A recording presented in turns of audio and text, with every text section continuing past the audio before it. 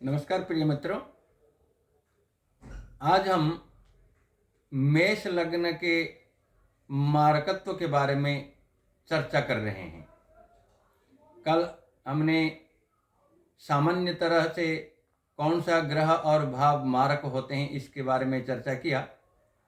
आज हम मेष लग्न के बारे में चर्चा करें कि मेष लग्न के लिए कौन सा ग्रह मारक होता है, क्योंकि कल के वीडियो में हमने बताया कि हर कुंडली के अंदर जो भाव हैं वो लगभग मारकत्व में बने रहते हैं, कुछ कम कुछ ज़्यादा में, लेकिन सप्तम स्थान हमेशा के लिए मारकत्व में बना रहता है।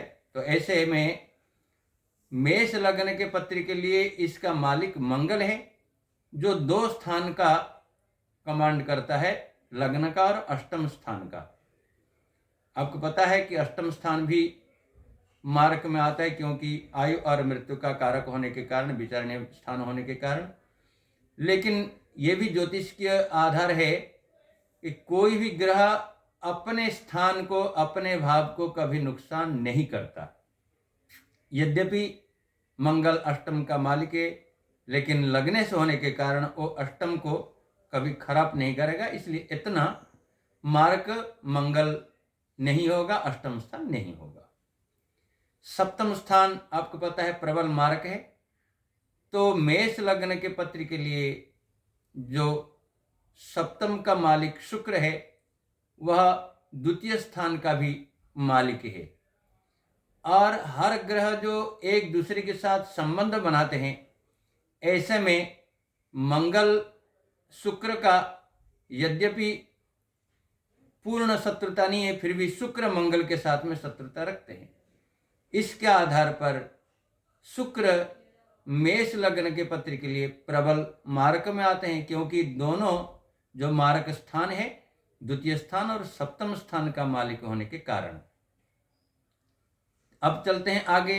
तीसरा स्थान का मालिक बुध है, और वही बुध मेष लग्न के पत्र के लिए षष्ठ स्थान का भी मालिक है।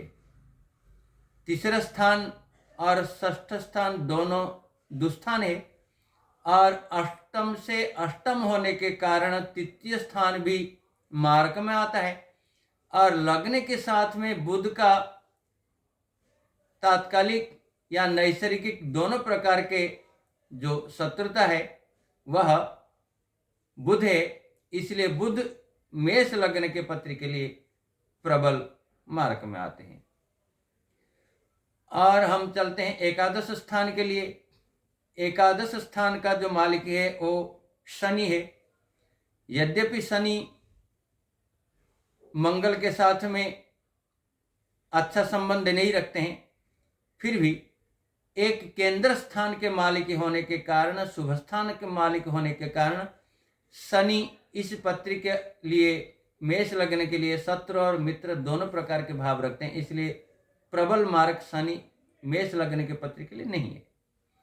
ऐसे ही लग्न से जो द्वादश स्थान होता है वो इसलिए मारक है, द्वादश स्थान लग्न को खराब करता है, मान सम्मान के लिए हानि करता है, इसलिए मेष लग्न के पत्र के लिए जो 12वां स्थान का मालिक है वो बृहस्पति हैं। बृहस्पति लग्न के साथ में, मंगल के साथ में अच्छा संबंध रखते हैं, मित्र संबंध रखते हैं, इसलिए और भी बृहस्पति 12वां स्थान के साथ साथ में एक त्रिकोण स्थान का, 9वां स्थान का मालिक होने के कारण बृहस्पति मेष लग्न के पत्र के लिए मारक नहीं बनते। ऐसे स्थिति में शुक्र और बुध मेष लग्न के पत्र के लिए प्रबल मारक में आते हैं, और बृहस्पति शनि शुभ और अशुभता के आधार पर कुछ कुछ जो है फल देने वाले हैं। केवल शारीरिक मारक हम नहीं मानते। यदि व्यक्ति जवानी में किसी प्रकार के रोगग्रस्त हो जाए, समस्याग्रस्त होता है, तो वो आर्थिक स्थिति को भी नुकसान करने वाले हैं, मान सम्मान को भी नुकसान करने वाले स्थिति में होते हैं। और जब जन्मपत्र के अंदर दशा, अंतरदशा, प्रत्यंतर दशा इन इन स्थानों के आते हैं। जैसे सप्तम का मालिक शुक्र है, शुक्र के दशा पीरियड 20 साल का होता है शुक्र का। इतना मारक कोई भी ग्रह नहीं होता, मारक तो कुछ समय के लिए होता है। ऐसी स्थिति में जब किसी भी दशा अंतरदशा में द्वितीय का मालिक, तृतीय का मालिक, षष्ठ का मालिक, सप्तम का मालिक, अष्टम का मालिक, एकादश का मालिक और द्वादश का मालिक, इनका जब जब भी दशा, अंतरदशा, प्रत्यंतर दशा और उसके आगे भी चलते सूक्ष्म दशा, इन दशा, अंतरदशा, प्रत्यंतर दशा के अंदर जब कोई ग्रह शत्रुता के भाव रखते हुए इन स्थानों का संबंध बनाए रखते हैं, तब ये मारक होते हैं।